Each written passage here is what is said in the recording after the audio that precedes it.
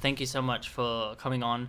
I've known you for like 10 years now. I think it's roughly 10, maybe close to 11 years. So, yeah, we've been on a crazy journey of like being friends for like a certain period, being really close, talked about a lot of stuff, a lot of these things. Also, we've kind of had our moments where, we've done our separate things, and I think it's really like nice for us to like connect back, and especially talking about these things that we actually were talking about like back in the day as well, like, little All snippets the here and there. time. Yeah. Awesome. Yeah, just for everyone listening, like maybe if you want to go over, who you are, what you do, because I know, like, you're a dancer and all that, but just let everyone else know, who you are, what you do. Yeah, so my name's Nadia. I do currently live in Perth at the moment. I've been dancing, shit. I've been dancing for since I was 12 years old. Yeah. But definitely came into more of like the street dance culture when I was around 16, 17. And that was a huge, huge eye opener and a culture shock at the same time.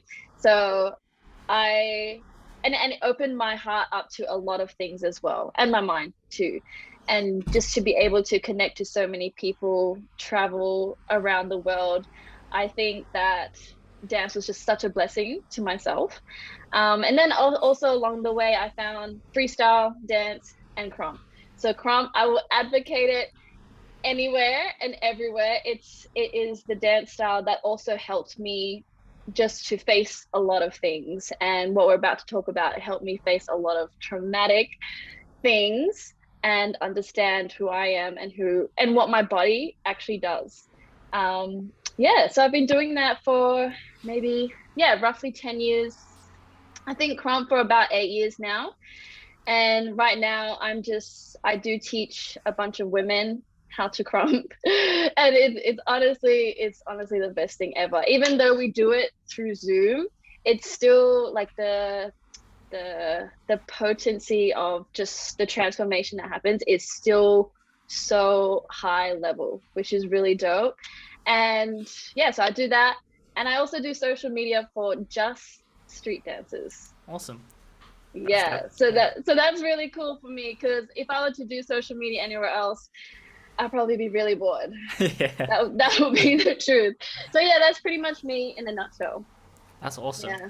I didn't know you only did it for street dances, because I saw you been doing it, but that's cool to know. Yeah. Yeah, I wouldn't do anyone else. Yeah, Cannot. yeah. Makes sense, makes sense. I'm curious, more of a personal question for me, just as you said it. What what kind of things opened up for you when you got into street dance? Because we got in at the same time, around like, yeah, Mm. 17. I got in 17, maybe you're a little bit younger, but yeah, what was the initial, like, I guess magic or things that opened up for you when you got into this like place? Yeah. Yeah, so this has a lot of layers, and at the time also I didn't realize what they were until a couple years later and reflecting it back. I mean, that's how it happens, right? But mainly the first thing that came to me was the just the support that everyone had for each other. Like even simple things, just like hyping each other up when you're in selected groups, like, "Ooh, yeah!" Like I have never felt that. Yeah. So to me, it was just like these people don't know me, and they love just me. Yeah. You Yeah. know, I thought that was such a beautiful thing, and that opened me up to be a bit more of myself. And so, with a bit of my background, there it's kind of like if we have time, I'll definitely go Yeah. into it. But with my upbringing, right, you're not really taught to touch people, like especially to touch the opposite sex, Yeah. Yeah. right? That wasn't a thing. And most of my time growing up, I had to cover like up to my wrist and cover my head, everything, and I couldn't even wear even slimmed out shirts Yeah. because it Yeah. showed your figure, right? Yeah. So, and needless to say that to dance to dance to types of music, it was not Yeah. allowed. It was so frowned upon. So I had so many limitations in that Mm. way. And then when I fought my way into the dance world, it was just like, wow, I can actually feel my body. I am supported in that way to dance and to move around and to express myself. And the last thing was I can be around people that didn't care if I was a woman. Yeah, yeah, That it was huge, so subconscious. But then after a while, I was like, holy shit, I'm just like another person. yeah, yeah, Yeah. yeah. That's so strange. Like looking back on it, the like the everyone's had their like experiences from like home and stuff, but then coming into it, you don't realize like how other kids or other people are thinking very differently. Like that to me is mad interesting that you actually felt that way. Like looking, be like, oh, you Yeah. don't judge me as a woman or like man or woman. Yeah, that's crazy. Yeah, it's crazy. And I think at the time, I didn't really know what it was. I was just like, these people are so accepting of me. Mm, I didn't understand what it was at the time. And I think it opened me up to also even learn. This is the crazy part. It opened me up to learn how other people operated as well. yeah, So, for people that don't know, when I first came into the scene, right, people thought I was shy. yeah. Yeah, and I know a lot of people do. Mm, And I remember one guy, he even said like I can count the amount of words that come out of your mouth in a day. I was like, that's oh so good. shit, right. But to me, when I look back, I was just really observant. My Mm, mind was just watching everyone. Even this is like this. I think this is why I really like dance, because you get to see just the subtle human gestures in the body, and yeah, that to me, oh, like yeah. I caught it. And even just when I talk to people, um I was just catching like even just how they have their shoulders back, or maybe their heads like slightly tilted down. I was just looking at everything, and I think that's why people thought I was shy. But I was just, my mind was just going and going and going, and I think that kept me in dance because I was like, this is a new world. Yeah, yeah, and you're just like observing and Yeah. taking it in heaps. Yeah, I, Yeah. I feel so similar. I actually didn't know like if you felt that observant, because I think for me, growing up, I've always been observant. Like just even as a kid, Mm. like I was always like standing in like corners and just watching everyone instead of like being in and involved.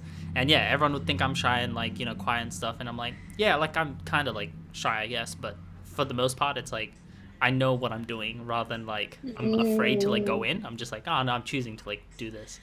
But I want to touch Yeah. on this because it's one of the biggest things for me about dance. And I think looking back, we can count so many blessings, whether it's the social aspects, like what you're saying, like even support, just having friends, the connections, just the little elements of like socializing, which I think is such a blessing. But I feel like what I learned over time, and I didn't fully realize at that time, but I like had like little nuggets of like, oh, this is what dance really is, was that I always say dance is spiritual, and I think everything in life is spiritual in the sense of like it's making you become aware of who you are. Mm. And for me, when I first started dance, I was hooked a lot based on the fact of exactly what you said. I was observing other people and learning like the subtle traits and subtleties of human beings and how I can interact. But also through that, I was watching like myself and being like the subtleties of like when do I feel afraid? When can I open up my body? When can I feel confident? When can I not? Like what? Just like learning about myself through this aspect of like Mm. dance. Um, did you feel like when you started, or it was a couple of years in, that you realized like, or maybe you didn't realize, but for me, I realized like dance is about learning about yourself, like, and your body. Like it was really like, do you understand what your body is telling you rather than like just Mm. look good? Because that's what it was for me. It was very like a self-learning thing, and like the random aspect was like, oh, okay, you look pretty good when you dance, or like you can connect with people and stuff. But yeah. Yeah. I think at first it was more like I wanted to, I think it was more like I wanted to look good, but I also wanted to balance that with feeling good. Mm, mm, Yeah, because the way I got into dance, I was watching it on TV, so you think you can dance, something yard, all that stuff. And I thought, wow, they look like they're having the time of their life, mm, right? And so I think when I took my first class, first dance class, it wasn't a hip hop class. It was a lyrical one. Yeah. And even I think just the songs that were used as well, it helped me tap into something more, and it made me feel somewhat whole. So I didn't really have, it was more just like the heart sensations rather than, oh, like this is why I'm doing this. And I didn't think I had the capacity for it, because during that time there was a lot going on at home, and like, a lot of the times it's like, you have to be quiet, right? And I think for me it was just an expressive tool, and to be able to make me feel myself instead of feeling numbed out. Yeah, and I think that was super important. So that woke me up. The feeling part woke me up. And then for some time, when the dancing started to get really popular, there was more shows and social media, then it started to be more of a cool thing. And I think that's because also of the people that I was around. Like, yes, it made them feel some type of way, but they were striving for winning. Yeah, and all these like photo shoots and video shoots, concert videos. So then it kind of got warped a little bit. I think the first time I actually became aware of how, like, fully aware of what dance can do in regards to learning about yourself, was when I went to LA for the first time by myself. Interesting. I had a really good mentor, and I will advocate for him all the time. His name's Miquel Ramon. He's originally from Amsterdam, moved to LA to do the whole LA thing, but then realized, it wasn't for me, but I will help you guys get there, And he actually introduced the book, The Alchemist, to me. Wow, I never read a book before that. And then I read that. Did you give it to me? I think you gave it to me. I did. That book, yeah. That's crazy. Yeah, and so, for me, he helped open up a whole world of how the body is like, you are the actual creator of anything. And that kind of like went down a spiral of just how I allow certain, let's say, like, traumas show up in my body. Even just the good things show up in my body, and accepting who I am as my personality, as my character, to be present in, in these classes or in these performances or videos or whatnot. Yeah. That's came crazy. A little bit later. Yeah. Now that's awesome. Yeah, I think for me, it was very similar. It was just getting glimpses along the way of like sudden moments, whether it's a concert, whether it's a battle, whether it's this. It was like showing me little elements of like, oh, like there's something about myself here that you have an opportunity to kind of dive into and kind of figure out, or like, like learn more about. And then as you really get further along, and I think for me as well, it was a lot further along where I was like, oh, the totality of dance is very much like, at least again, my perspective is very, it's a self-learning art form process kind of thing, rather than like the actual physical dance kind of thing. So something, actually, I should have mentioned this also, but when the first time I went to LA, it was the first time I got to see Crump where it was born. And that also, because Crump has such a, it's based off of expression, but these people, whether they realize it or not, they have the eye to see whether you're faking something, whether basically whether you're bullshitting us. Like, are you really expressing yourself? And that, to me, I had to, as much the more I was learning, the better my eye became. And that was something that they really pushed for.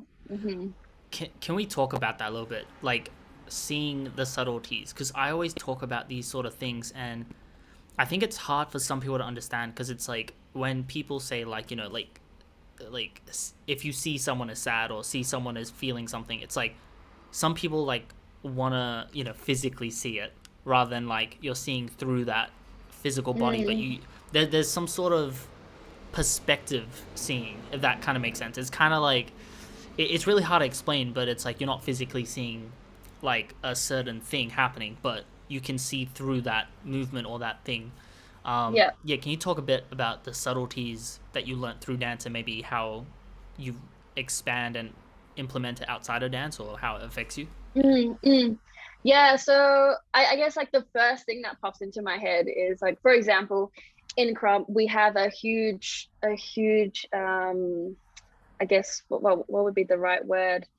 Um, a huge push for us to utilize our hands, right? So this is, and even without dance, this is how we talk. Like we Yeah, point yeah, somewhere, you kind of like use it to think. yeah. So yeah, we use these things, right? And so in Crump, you have three main hand gestures. You can use other hand gestures, but these are just the foundational things, right? So there's this, which is power. There's this, which is talking. And there's this, which is like the illusion hands, because you get to like create and map things out, right?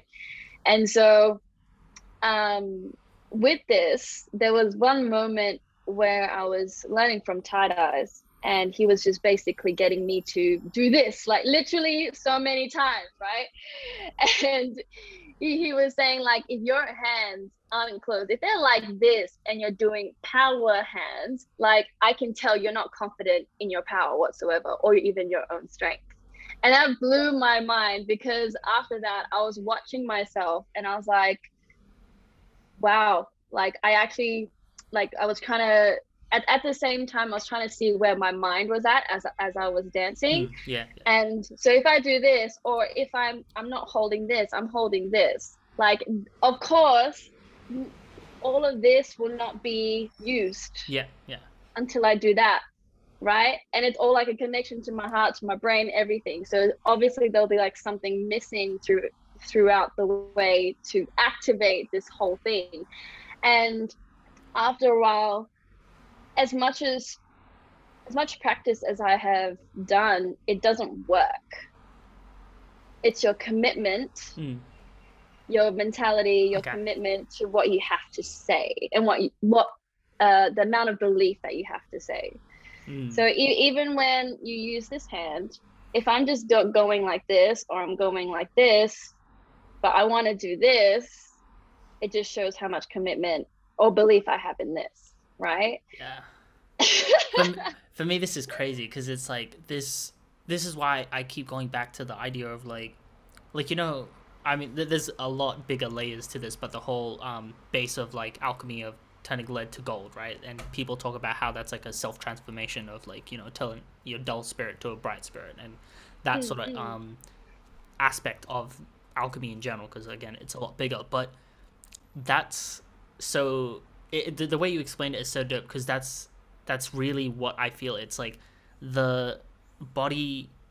It's like learning about the belief, the soul, the mentality, the everything inside, and turning that into that gold or that vibrant spirit, so that you can actually act or like use this body to the highest potential.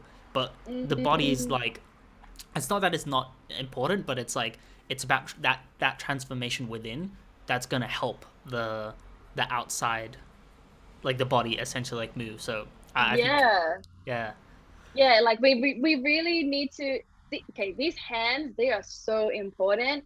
I haven't learned too much about it. I kind of learned the surface level, but then you've heard of mudras, right? Mm, So like you kind of see people like doing this, but I mm, don't even know if people really know what that means mm. after a while.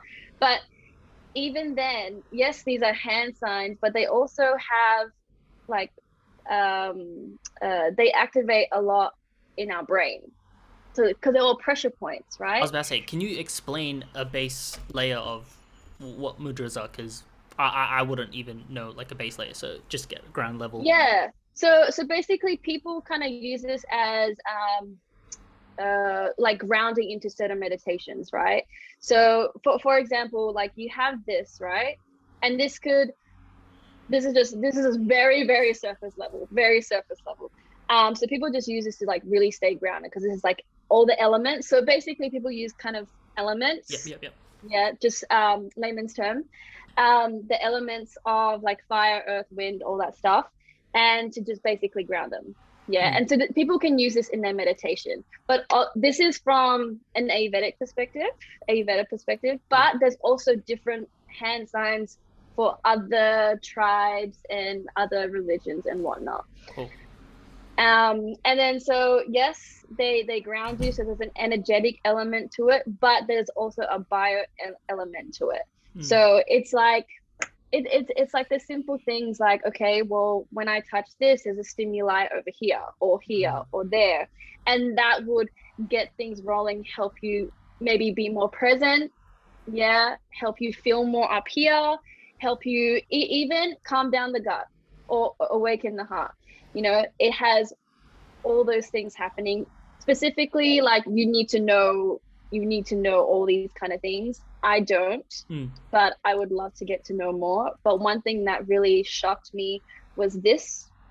So they use this for grounding and also to ignite the fire within your belly, right? And also just to ignite your fire. Yeah. And when I was really young, so as we were growing up, my dad, we had like really, I don't know if you've ever had this, but this might be just an Asian thing. But we had really like huge plates, right? A huge plate. And you'd have, you know, all your like rice, curries, maybe something in the middle, like chili or something. And so our family of 5 would sit around this plate and we would eat like on this plate. And we would eat with our hands. Yeah. So we would use our hands like this, right? And then and just that's how you feed yourself. So basically you're pressurizing everything in the core here, and that to like helps awaken your gut to be like, yeah, I'm ready for some food. That's crazy. And then you know what we get given now? A fork and a knife. Your body ain't ready for that stuff. Yeah, that's so interesting. I haven't ever thought of it like that, but yeah, I've always had this like intuition that that movement of like pushing your food and utilizing like that was something. So that's really cool that you just kind of brought that up. That's crazy. Yeah. I was like, okay, I'm going back. I'm gonna eat like this. Yeah, I gotta eat like that a little bit more. Hey, back in the day. I want to touch on this because this is something I spoke about to someone very recently, and it ties into this idea of like understanding our body.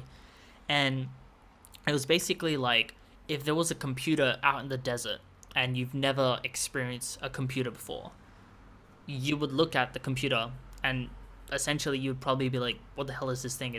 It's like useless. So you're never going to find electricity to plug it in to really activate it and connect to the internet, blah blah blah. So it's like it would feel useless if you haven't seen a computer before. It would just be like, there's this random box of random elements, and like, what the hell can it do? Only until you realize you could plug it into something and it connects to the internet, you're like, oh shit, this metal box has like such capabilities. And I think that's where we are at a collective level, even with what we're doing right now, like just everything happening in the world. But like, it's understanding all these aspects of our body that we haven't plugged in yet, and understand like, you know, the connection points and how to activate and utilize these things. That's why like breath work and stuff, like who knew like breath work could, you know, create all these like things within yourself to have certain experiences, or like, you know, like to me that's crazy. It's just like, there is like what you're saying, even with our hands, like certain pressure points and stuff, like there is capabilities within our body that I think we haven't found yet. And I think that's similar to like, again, the computer, and like I just don't think we've plugged in yet. But I think dance helped me at some degree understand this body, and I always walk around being like, I'm so glad I have body awareness at a base level. Just simply like understanding just understanding your body, whether it feels tight, whether it feels good, whether it feels strong. But I think we're at this point now where it's time to dive deeper into understanding the capabilities of our body, because I think there's a lot, and I think you just touched on that, and it makes me want to like really learn even more about that. I would always say to just go back to your roots. And that's been a huge thing for me, maybe within the last 3 years, and dance helped me understand what that was, because it's not really advocated in our world, hence colonialism and all that kind of stuff. You kind of get lost in that source. But when it came to dance, you learn a style, and then you find out who the creators are, and then it makes you wonder, oh, like how did you create this thing? Yeah. And then so you go back into the line, and then you realize, for me doing that, I realized that, and it goes back to having most of these street dances and other styles as well, they come from Black culture, right? But and I think that's why, like, it's like it could also be like a very subconscious thing being passed down over the generations, but we always had dance. Yeah. We always used our hands. We always had quite very high intellect. And we knew what the voice did, we knew what vibration did, we knew what moving did, we knew how to, we knew what medicine was. Right? So like it was all based off lifestyle. Right? And so all of this there's subtle things, like dance could be a subtle thing for helping you get out of depression, right? But if you go to a Western doctor, he'll give you a bunch of tools and say dance doesn't do anything. But it's a quick fix. Whereas the dance, maybe singing, maybe just like bringing up your chest every day, like having that awareness to do that would actually help you get out of depression. Yeah, you know what I mean? 100%. I think that's there's so many things that I think we need to redefine what being human is and what a human can do, because I think growing up we just always got taught, again, it's like the body is like just some meat bag that can't do much. We always rely and need other things to make us more efficient or more better, but it's just like there is technology within us already that has the ability to do a lot of these things. That's just trying to understand what a human is or what a human can do. I'm curious, maybe just what's your take? Like, what do you think the capability and what a human is for you? I'm very curious. That is such a very I know that's a big question. I know it's a very big question. Oh, wow. I think we're definitely very fascinating things, and I think, like, for me, coming from that like observant perspective, we're just like awesome experiments that are willing to push against the grain in whatever field. And it's just like we're just creating little catalysts everywhere. Yeah, so we're just some crazy creators, to be honest. And you can choose just to do it on here on this planet or in your workspace, or you can choose to do it around the world. You can choose it beyond. It's just different potencies of where you choose to create cataclysmic changes. Crazy. Yeah. Dope. What about you? I want to hear this. For me, I have like I'll explain a bit of a theory like that I have, and it just keeps like dawning on me like this is important in some way. I'll explain something, then go into theory, which is going to help explain that answer.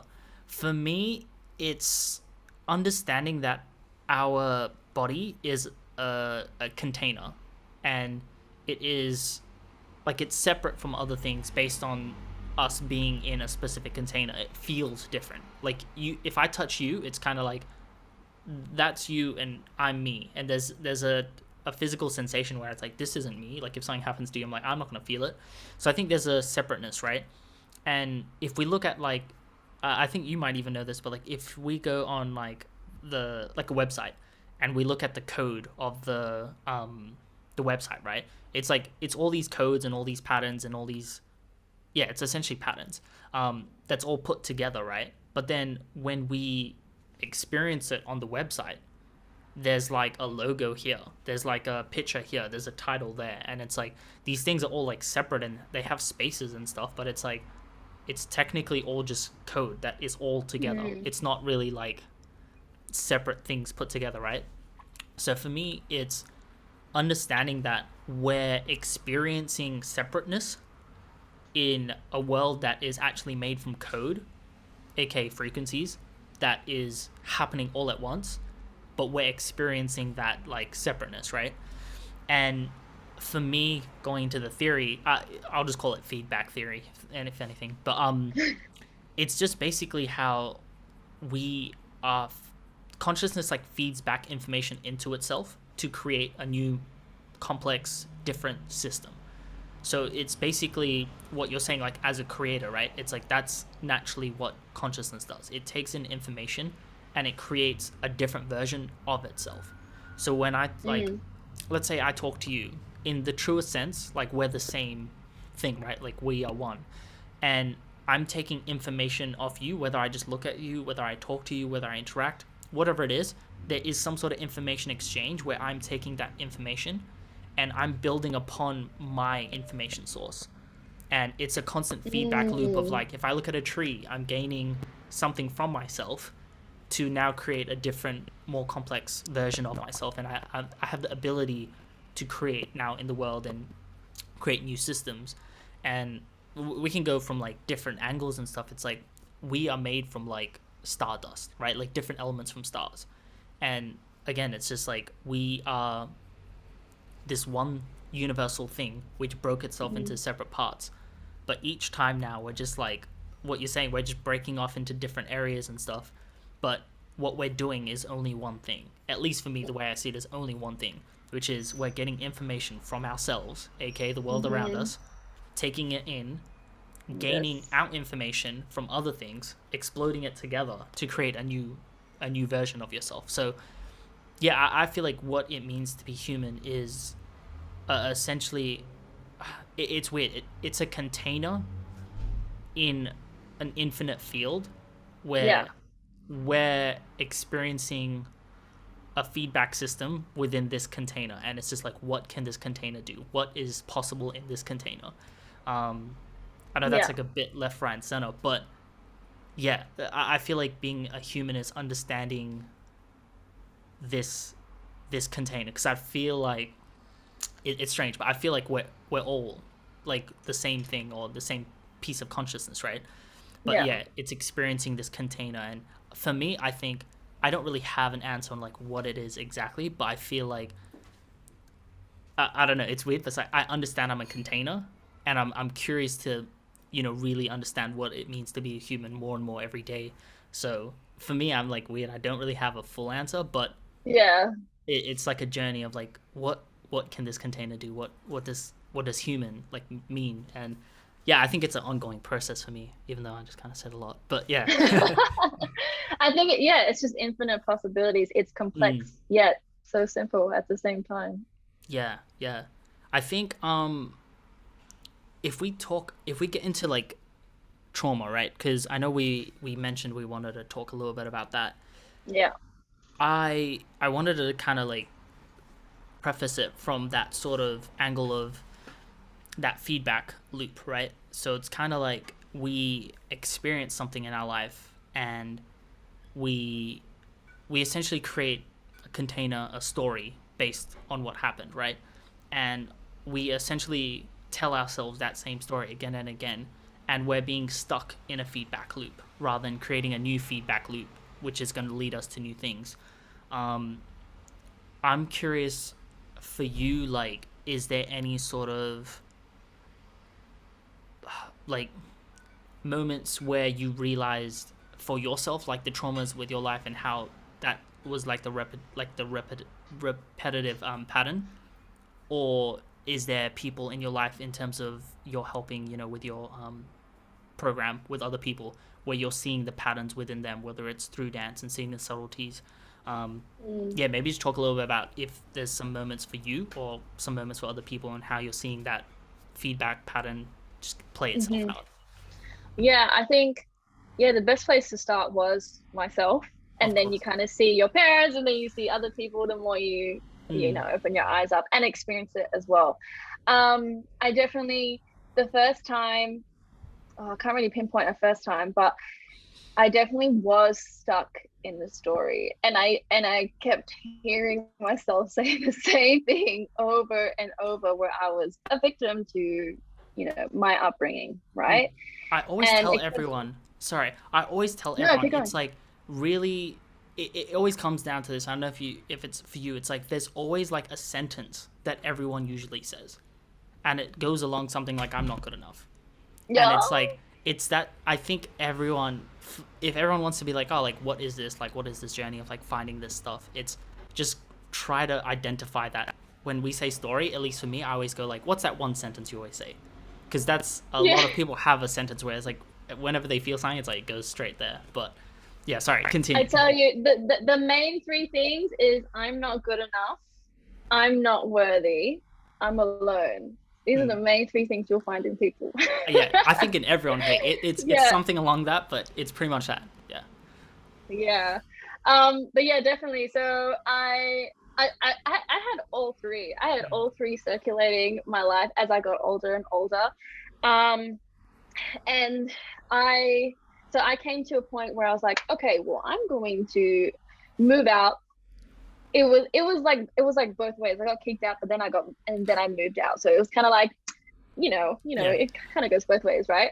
And I thought that would fix everything. Mm. I thought it would fix my mentality, my anger issues. I thought it would fix all of it. And I think it was maybe a year, like after years passed, I was like, shit's still the same. Mm. I'm doing the same shit. I'm saying the same things. And I'm still really angry when these people aren't actually in my vicinity. Mm. And I haven't heard from these people. Like, and I'll just say it out here just to make more sense Mm. if people have going through the same thing. I haven't seen my parents in so long, and they're still affecting me today. Mm. How is that even possible? Yeah, yeah. And I really don't know what the catalyst was, but I think I just started putting myself out into different spaces, and that helped create a new environment for me.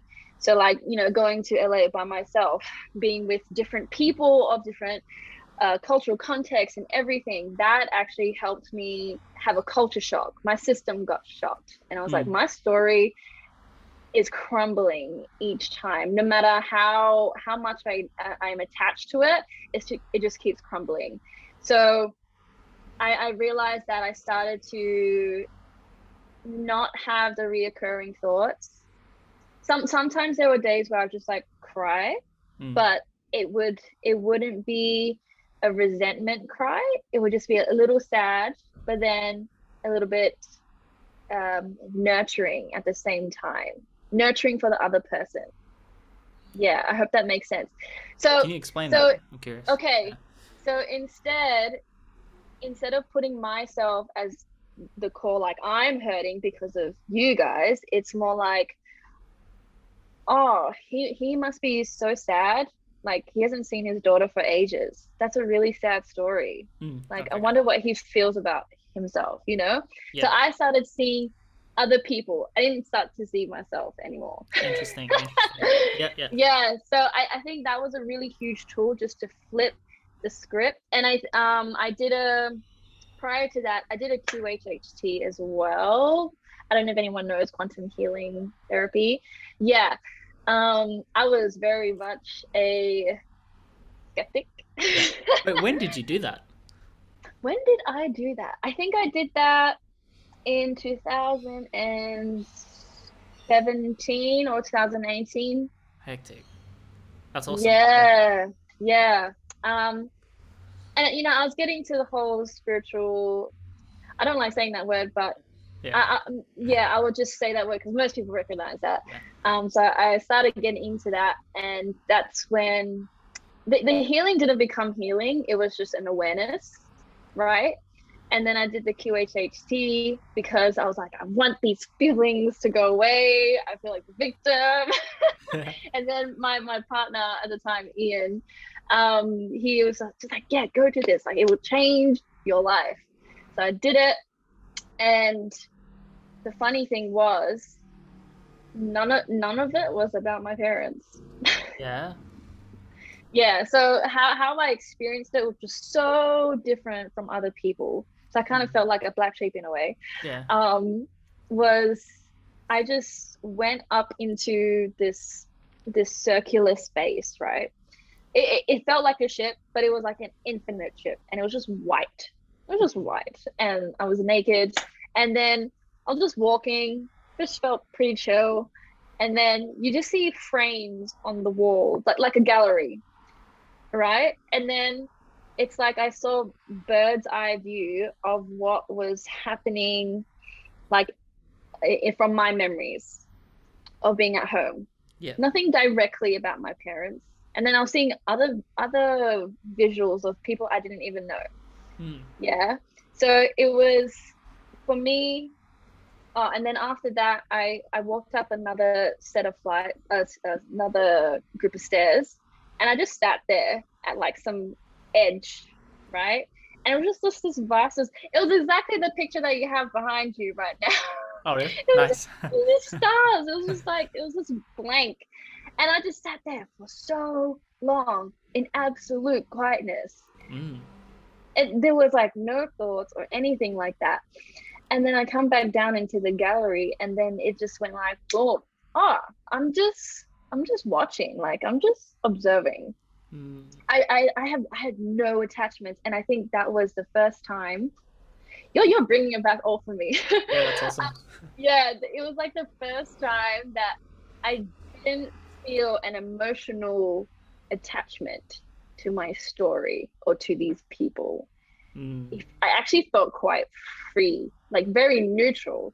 And so, yeah, after that, I was able just to, the labeled anger issues weren't there Mm. anymore. And even if they do show up, I could easily manage it. Yeah. Yeah. I could easily flip the script, and I could just watch people and even just care for them, even if the person's like the most, I don't know, demonized person, I could find love for that person. Mm. Yeah. So I think that was a huge turning point of just being able to just see people that whatever they go through, their traumas, like they're all hurt, Yeah. and there's no reason to put my story into theirs and have them affect me that way, because they got their own story. Mm. And for me to be able to see that, well, maybe I can just say, or just help them in a way to see that these people aren't really affecting them, or your situation's not really affecting you. It's Mm. just you, because you actually have the ability to neutralize yourself. Yeah. Yeah. Yeah. I think that's a crazy like flick of the switch of like understanding that your thoughts aren't you, or like your, yeah, just like it's the weirdest thing, but it's like your story, your identity is not really you. And once you have that breakaway of like, you can actually watch these experiences slash watch yourself and watch the story, watch any of it just being separate, it already has that Yeah. neutral like feeling now of like, this is not Mm-hmm. really me.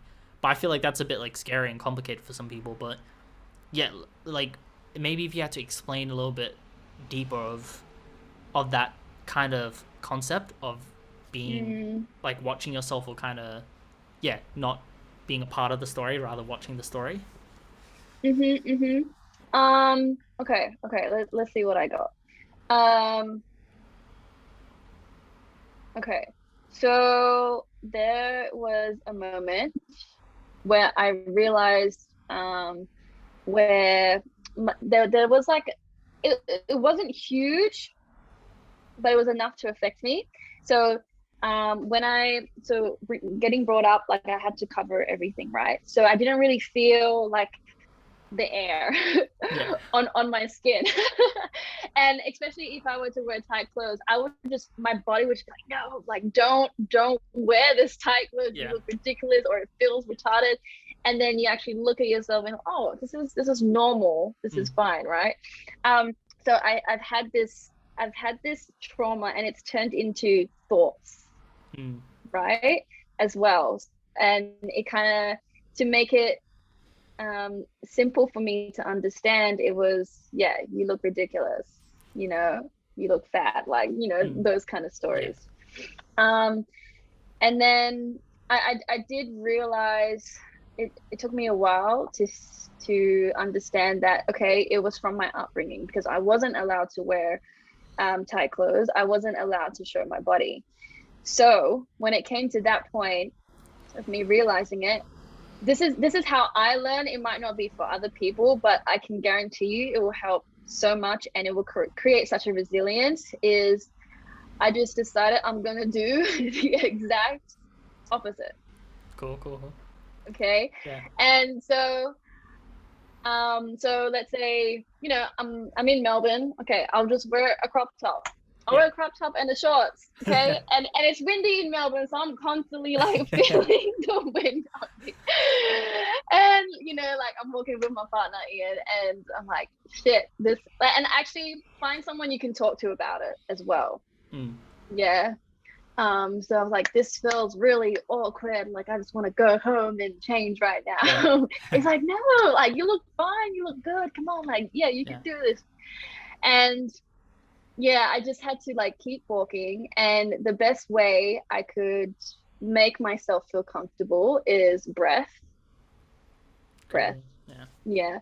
Yeah. And people say breath and they're like, Yeah. like, Breathe out deep. you know, like go slow. Yeah. Go slow. I think that the best thing I got taught was like you can have your inhale quite short, but the exhale, like have it long, so you can just press things down and like really like it'll help you like move to being like more connected to the ground. It's a grounding type of breath, and through the nose as well.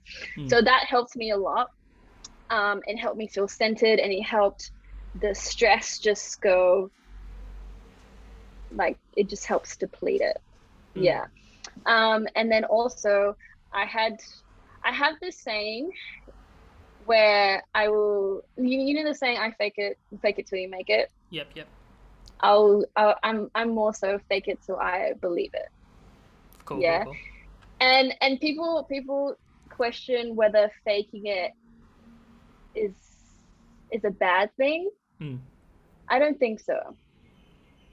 Yeah. I think it's like the perception of what faking it really is, because I think some people think like it depends what people really think, but in terms of faking it could just literally mean like, you know, you walk into a certain situation, you're like, I'm gonna be confident today, and it's like, even if you don't feel it and you're saying that, it's like that could be faking it, versus someone that walks into the room and like, okay, I'm not confident, but like, you know, I'm gonna be the best, like I'm gonna show everyone. It's like that level of faking it might not be as beneficial. So I think it's the actual faking it and how you're faking it, I think is the key difference. So I think if you're faking it in a way that seems sustainable, I think 100% there's definitely benefits to it. But I think if you're like overacting and kind of doing too much, it's like Yeah, you're just probably put not going that to away. believe it, and like it's going to be in you. I don't believe in that anyway. Yeah. But yeah. Yeah.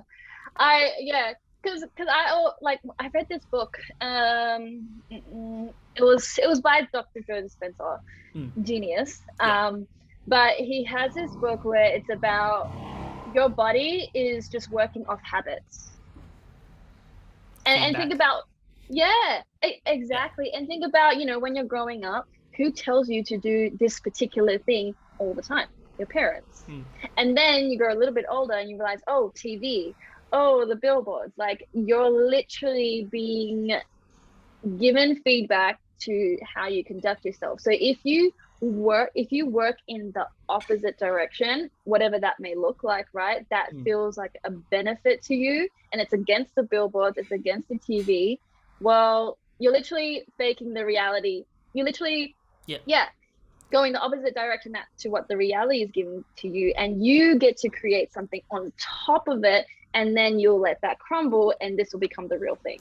It's like, if we want to explain it in the way that I explained it before, which is exactly what she's saying, is you're just writing a new code for the new website, And instead of Yeah. writing the same code, which is the habits that you've always been inputting, you're going to create the same website. But as soon as you're like, I'm going to do a different fucking website because I don't want this reality, right? You're just typing in different things, aka you're changing your habits. And whether it's exact opposite, which sometimes I think is so beneficial just to have that feeling, it's, just punching in new code. Therefore, that code is going to now create a different website no matter what you want. It's like it will create a different website. And I think changing your habits, and again, the feedback system of if you're changing that habit, the result is going to be different. And the reality will therefore be different. Yeah. Yeah, and I will touch on as well that habits, if you just focus on the brain, like your thoughts, it's not going to work. If you just focus just on the body, it's not going to work. You have to do brain. both. Yep. Yeah. Okay. Yeah, you have to do both because it's the habits are ingrained inside of you. They're all chemical reactions happening one after the other. That's how it works. Sorry, when you say both, what did you mean? Like as in mind and like the physical act of it? Or Oh, so yeah, mind and the physical aspect of it. Yeah, so like so let it touch your senses. Yeah, your smell, your touch, your hearing, all that stuff. And also obviously the hearing comes into the brain of you hearing the thoughts that you have. Just having thoughts alone, not going to work. Just doing the physical actions, not going to work. You have to let it all happen together. And it may sound crazy, but it's as easy as faking it. Like it's sort of like tripping yourself. It is in a way. I know. Yeah, I know exactly what you mean. Yeah, it really is. It's just changing. It's why like you could do absolutely nothing except for if you change the people you hang around with, your reality completely changes, and you're literally doing nothing. But why? It's because every action from you even being in that environment is having compounding effects on you. And therefore, if you fake one thing in one area, it will have a compounding effect. And I think a lot of people, they don't realize how powerful like one simple fake thing that sounds so weird, but like faking like one thing can really compound. Because if you just hang out in one different group for even a week, the thoughts that come into your head, the experiences that you have is going to be completely different. So instead of being like, I'm a shy person and I'm going to just stay at home, it's like if you just go out somewhere just once, that compounding effect is going to change everything. You could meet someone on the bus, someone else could message you, you could go somewhere else. Like it just adds on, and therefore it will change your reality. So I think like also just another example, because I know you have a lot of dancers and movers on this page as well. This is why freestyle dance or even choreo actually, but I think it's more powerful when it's your own. You have your character in mind, right? You have a concept in mind. So in order, like you put these things on, like what does a champion do? Like how do they think? How does their body move? Like when they win something, like do they go like this, or are they like this? Like just random things like that. And if you look at really advanced dancers, if they're watching you, they will believe you if you believe yourself in what you're doing as a performer. So you actually do those things as a dancer, but we need to practice to do them outside in real life. Yeah. I'm curious, what is your thoughts of not being too attached or tied to your personality? My thoughts, as in I'll explain. I feel like it's helped me so much, and I think this goes back to just not identifying as like this story or this type of personality or this thing. I am okay with changing personalities and essentially like creating archetypes within myself, right? Like this sort of character, whatever you want to call it, these different words. But like, I think the more okay you are with creating these characters and archetypes and like not being like, no, this is Pavan, this is what his personality has to be, this is what I've always grown up like. If you stay too rigid and like this is my personality, then you're programming it so fucking hard to just stay in that. Whereas in if you're open to, I could create this archetype within me, or like, summon this character's strength, whatever it is. Like, it's just the ability to not be too rigid on your personality, I feel helps the most in terms of, creating new stories or new realities. I keep saying realities, but like that sort of idea. But do you feel like you're very comfortable in being like, Nadiah doesn't really have, like, if you had to explain your personality, you feel like, oh, I could be anything, or like it's very open to things? Yeah, that's funny. Yeah, definitely. I am not one thing Mm, whatsoever. And mm. it took me a while to get there as well, Yeah, yeah, because it's so easy to have an identity, and it's kind of promoted if you don't have one, you're a lost guy, yeah. you know?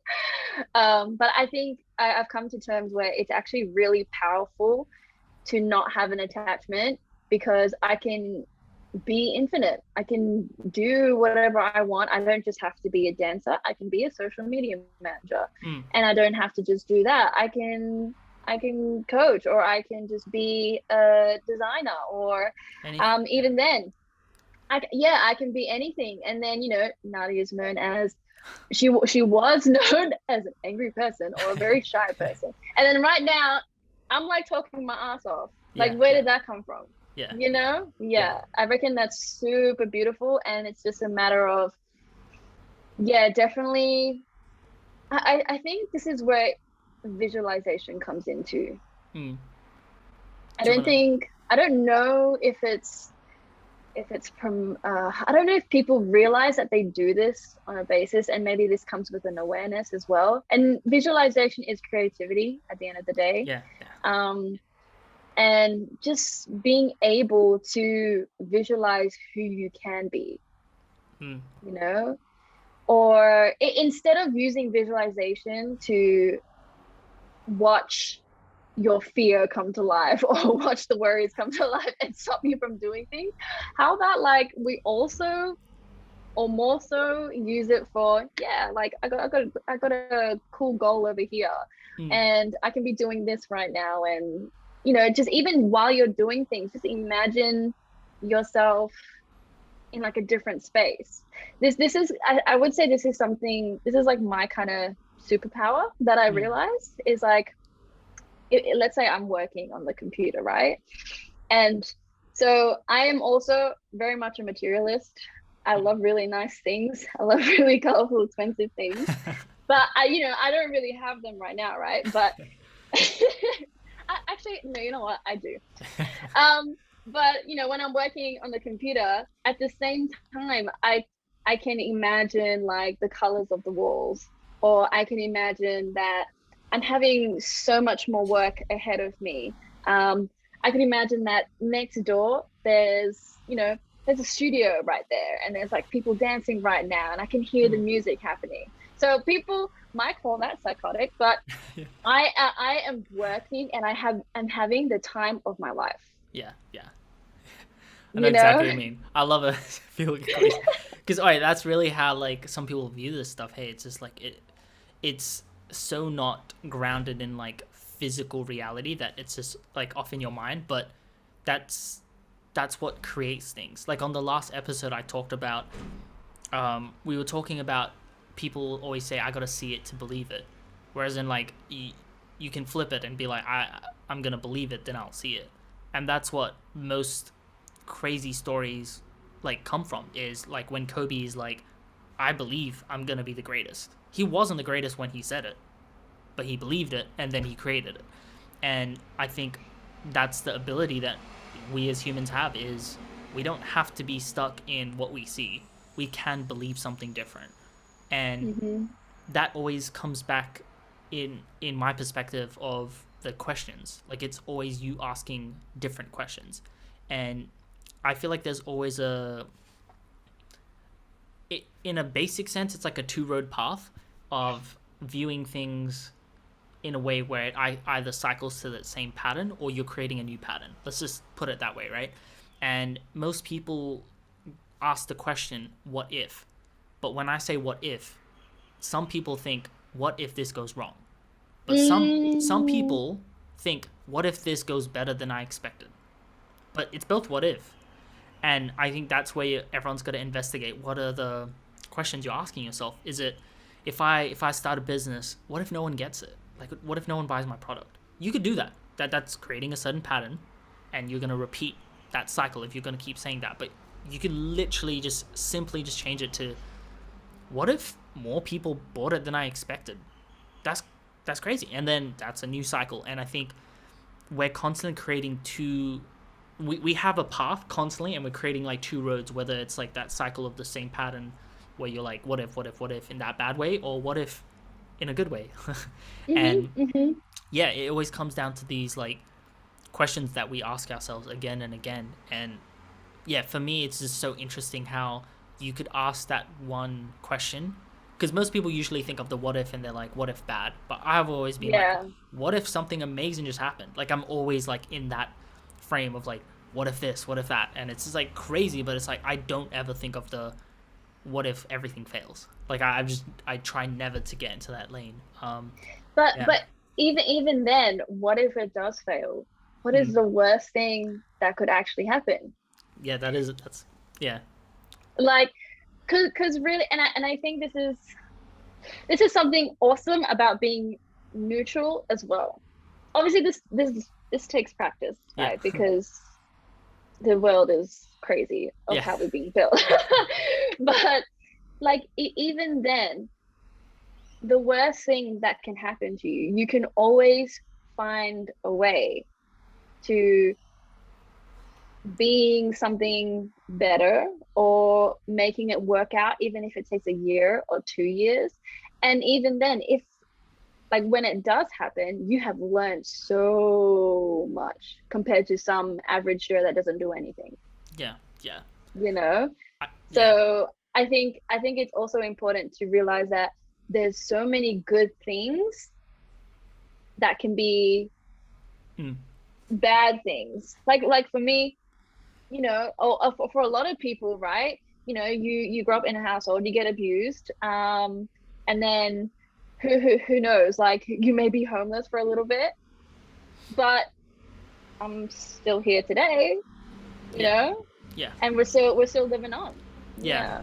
Yeah. The way I the example I would give to that, because I've had this in my mind for a while, is things are always neutral, and we define things good and bad based on time. So the example I'll give is like, let's say I meet a friend, and it's like, okay, that's good. They're like, friendly, like we get along, cool, amazing.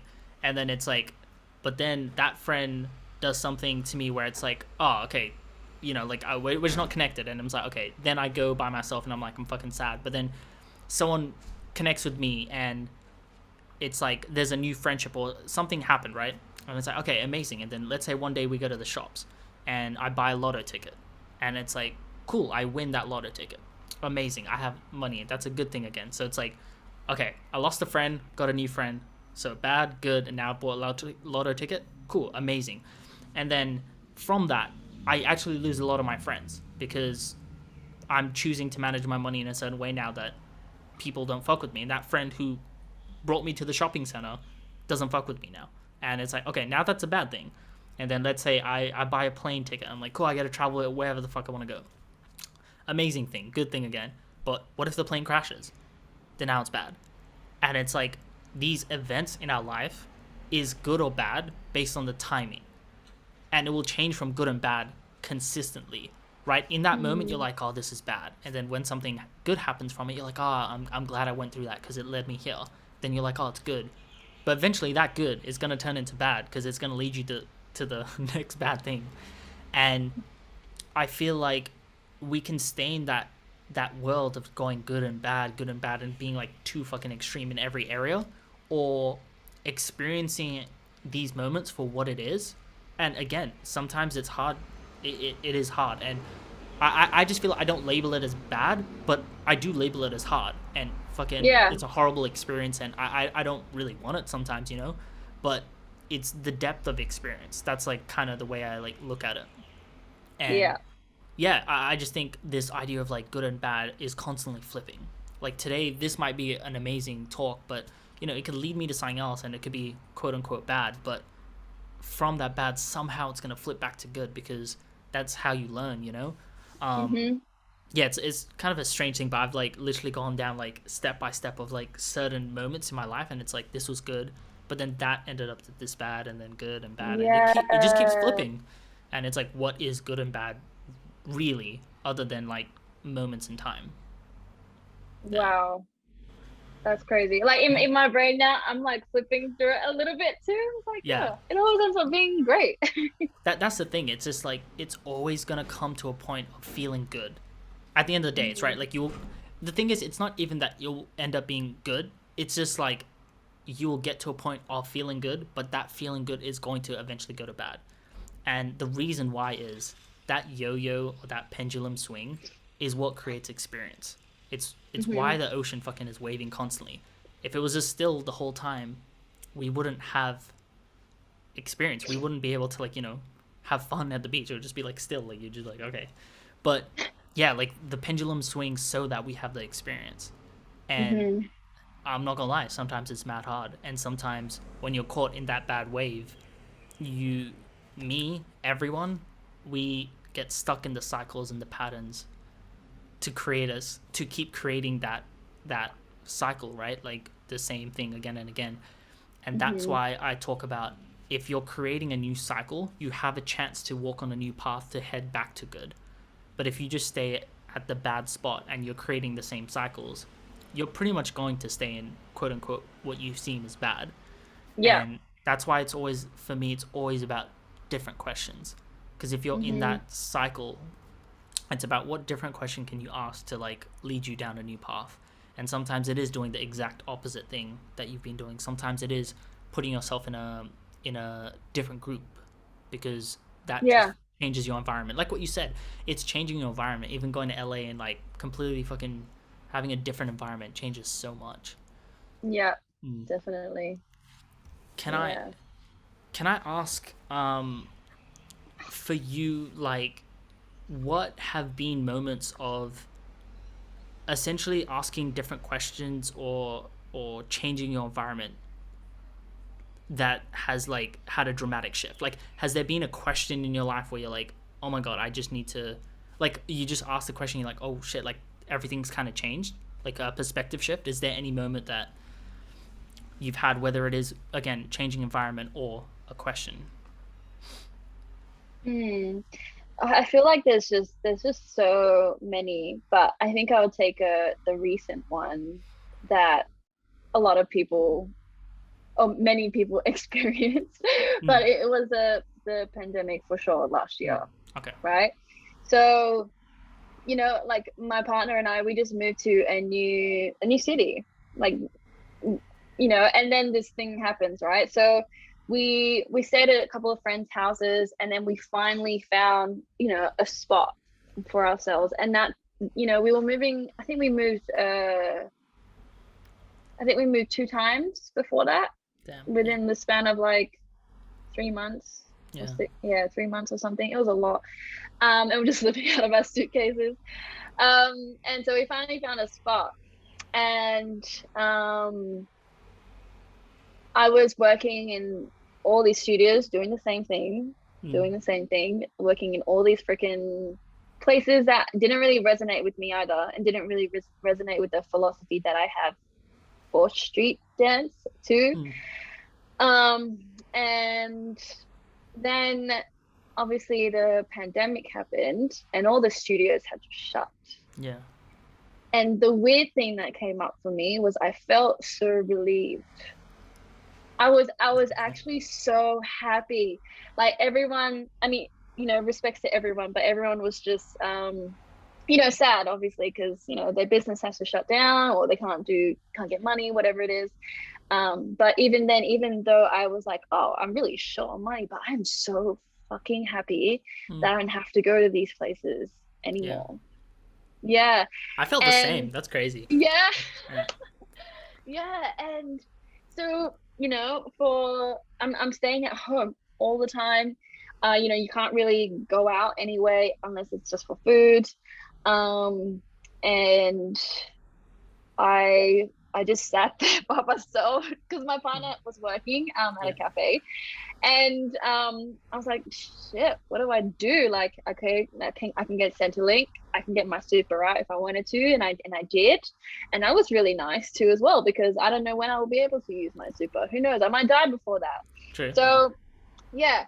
And so I had a nice amount of money to play with. And mind you, it broke a lot of my money stories as well at the same time. I was like, wow, I'm seeing this amount in there. This feels great and feels quite healing at the same time. And I felt like a lot of me chasing working at these studios wasn't about spreading street dance. It was about having more money.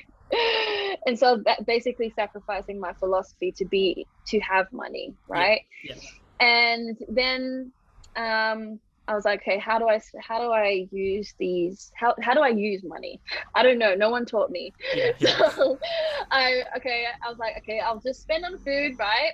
But then I haven't really spent on myself since leaving home, because for leaving home I was always in survival mode. And I also at the same time had so much guilt on me, and this is part of the trauma. I had so much guilt on me that if I bought something that was for myself, that wasn't food or water, I would feel extremely guilty and upset. So I just refused to buy things, or I got other people to buy me things. And that's another manipulative story that my trauma created for other people. And so I was like, okay, you know what? I'm gonna buy a few things for myself that could just make me feel a lot more comfortable at home, whether that's furniture, books, gives me things to do, things that can help my body, like a foam roller. Like I never owned a foam roller until then, those things. And I started to feel more powerful. I was like, wow, I'm able to buy things for myself. I'm having the best time in the pandemic. and like, I have money as well. And then, the whole Zoom thing comes along. I'm a part of like a dance agency collective. They started putting things on Zoom. So we were just learning dance through that. And I thought it was super cool to be connected to all of my friends worldwide. Worldwide. So that was cool. I was still dancing at home. I felt connected to the outer world. And then one of the studios that I didn't really want to teach at started going on Zoom. I was like, oh yeah. And I didn't have to go anywhere else, on the computer, but I just felt like an immediate thing happening. And then weird enough, I felt like I wasn't enjoying the pandemic. So things like that were just happening so fast. So then I slowly worked up to saying, I'm out.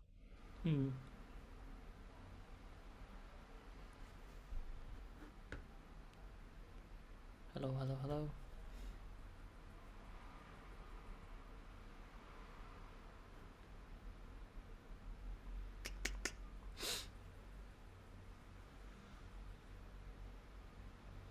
All good.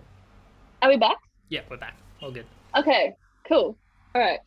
Yeah. So and so I finally worked up the courage to say no, and that was another thing that was so hard to come out of my mouth as well. That was another trauma coming through. So I practiced that. So there was 2 traumas that I was, dealing with.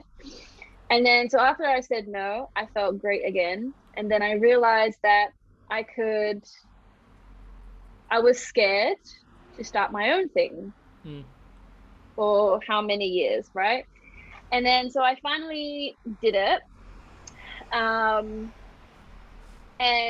I was so worried about having people do it. I was like, who's gonna learn from me at this time? Who even has money at this time?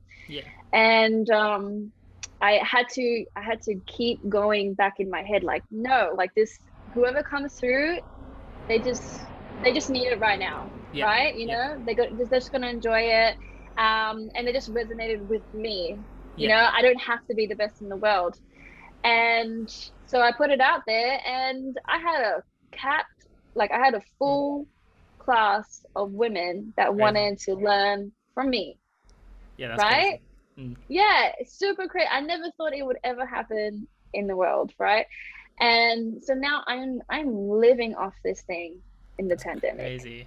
That's And dope. I bro, I had the time, like, and I realized, like, it's just a matter of doing the things that you feel called to do.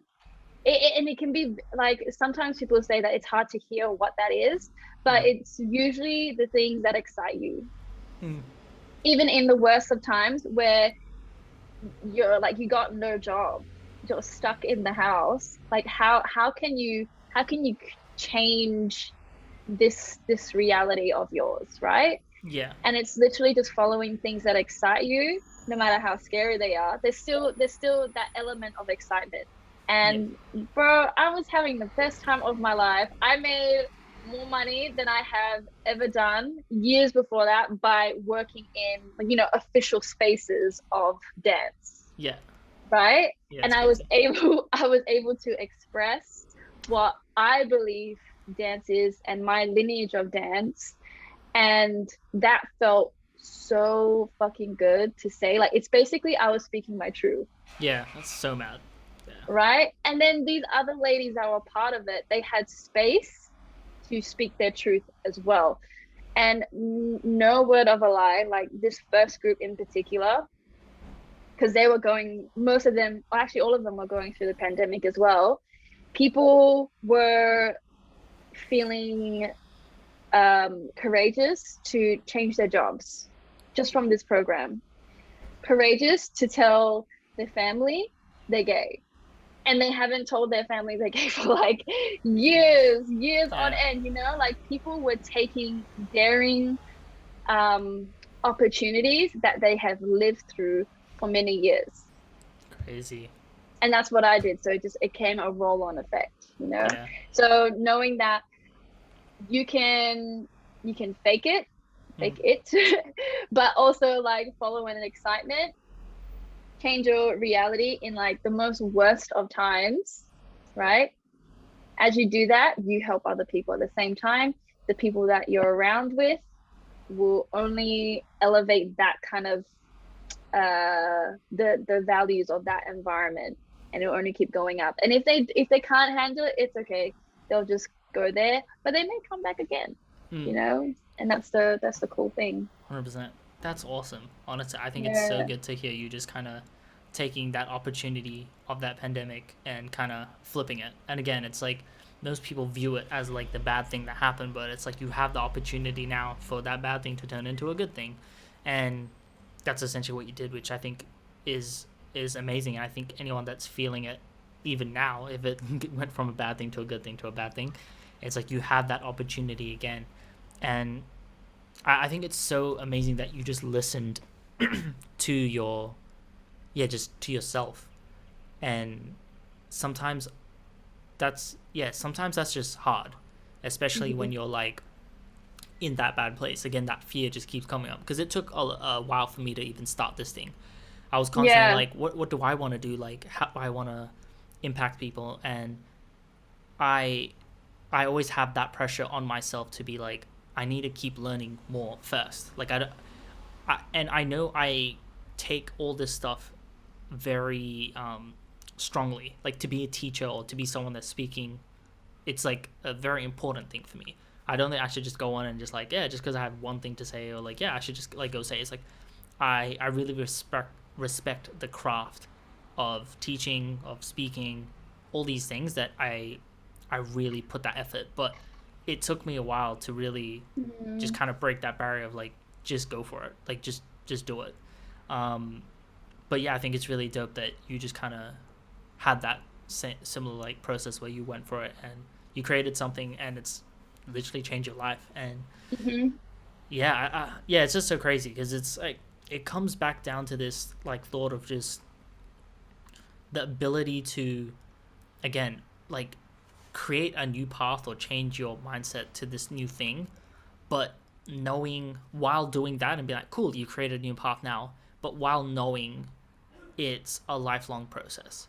I think that's the Mhm. thing that maybe scares people, but that's the thing that makes me actually less scared. Is it doesn't need to happen today.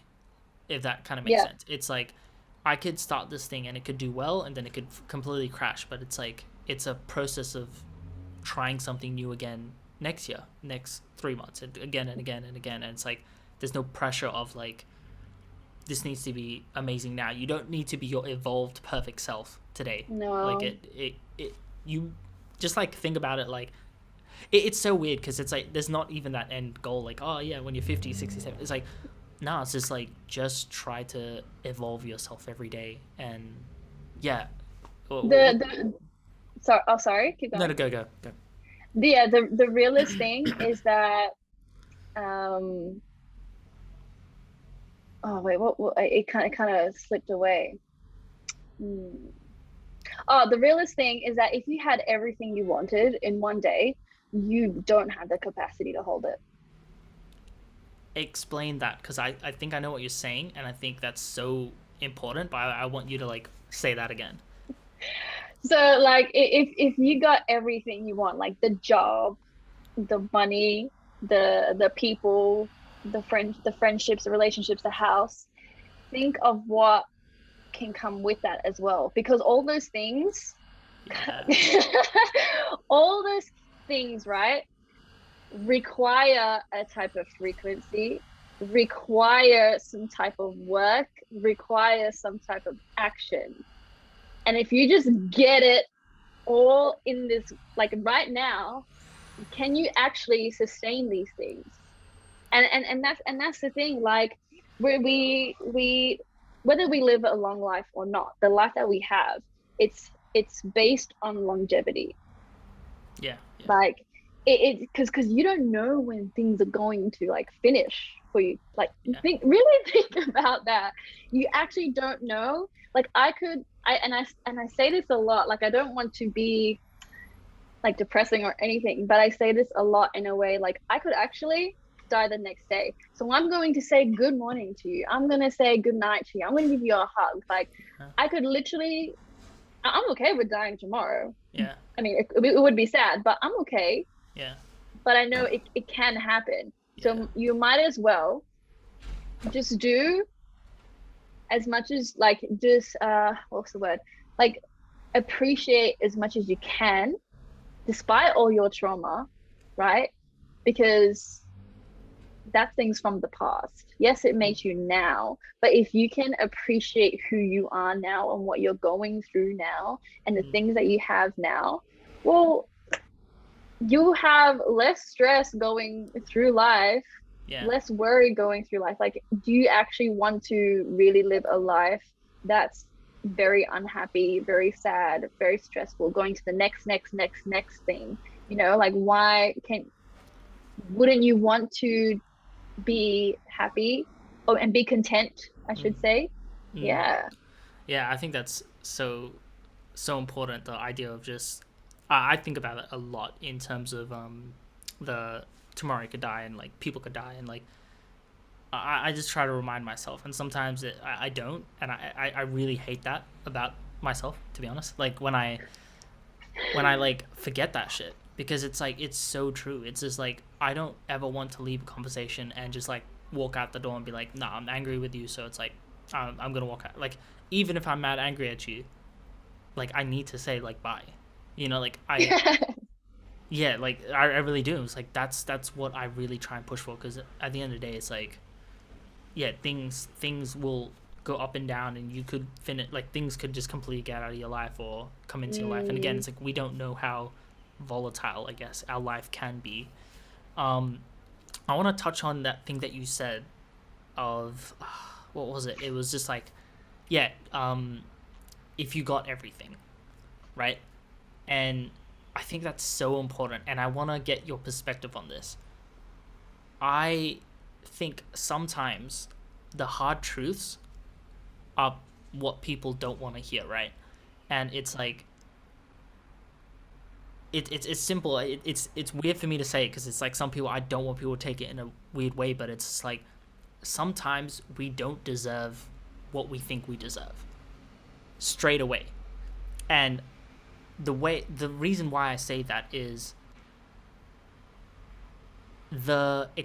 if the experience or the journey is what makes you not deserve it, because again the word deserves, it's like it's a strong word and some people like don't really like that, but is what grants you the ability to hold that frequency slash become that person. That's what I say, to become that person, to hold and experience what you have or what you wanted in your life.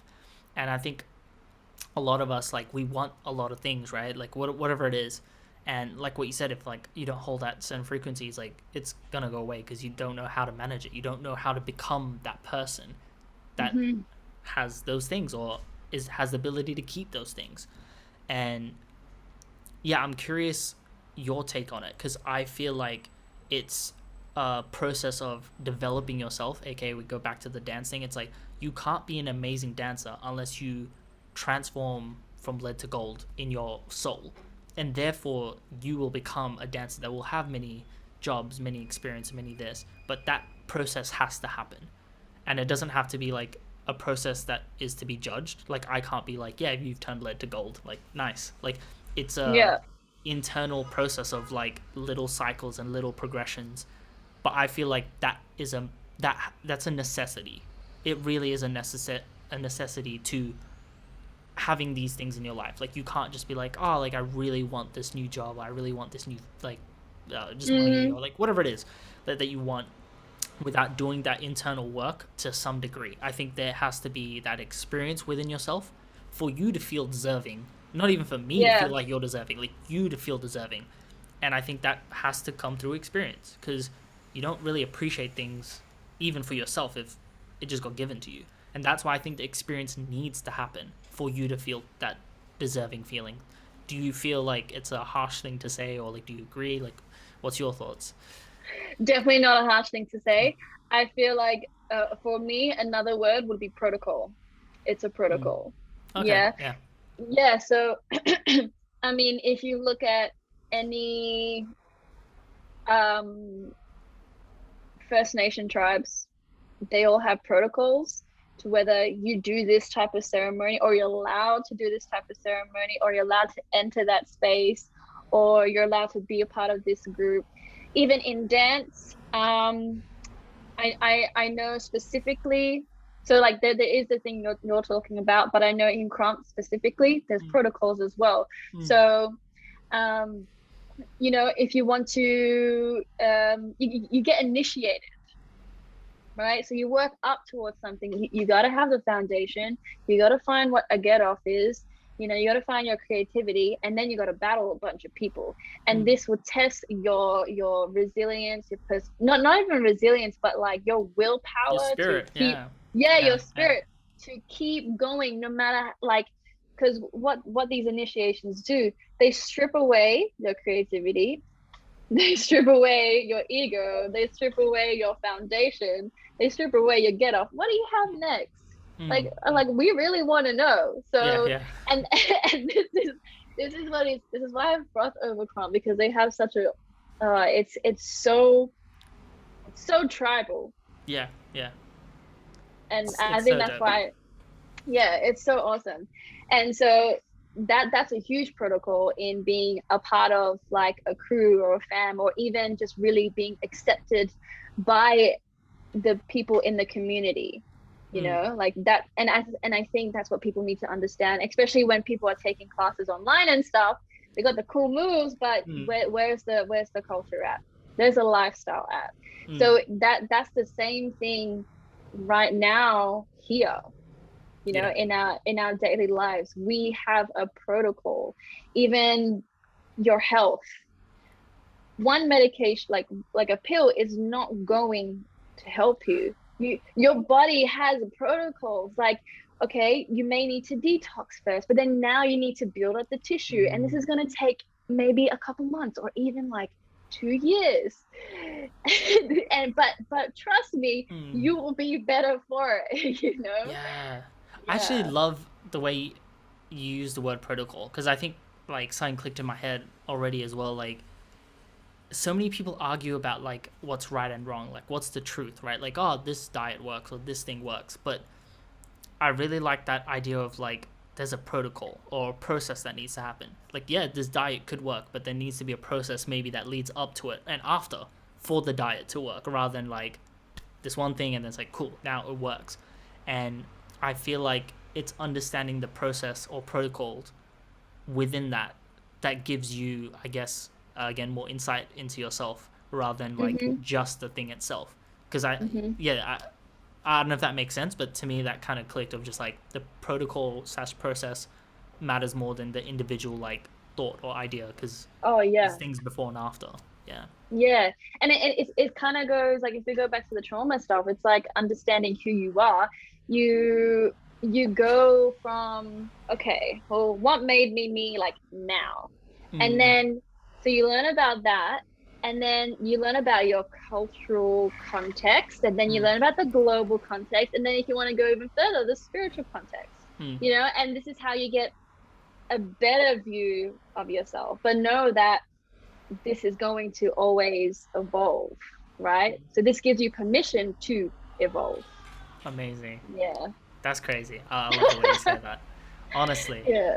thank you so much. That was like amazing. I think that's a really dope way to end it because I think you explained that like amazing. Yeah. Yeah. Um, I want to end it because the way I'm like trying to end it is always like ask like what's the question that's kind of in your life right now? Like what are you asking yourself? And then we'll try to put it in the comments below. Just kind of see what happens. But Hmm. what's the question in your life right now that you're asking? The question in my life. Hmm.